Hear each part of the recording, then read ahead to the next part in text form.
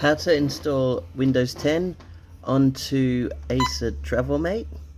What I do, I just go and delete all the partitions. You don't need them. Just scroll your way through, otherwise it's a bit of a maze to find out which partitions you need and whatnot. I just go over and just do a completely fresh install.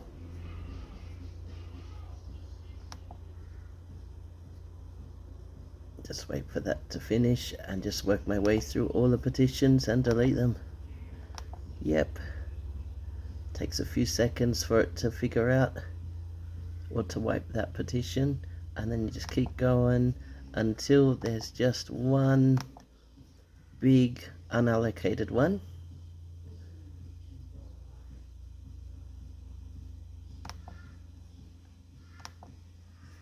That's about nearly there.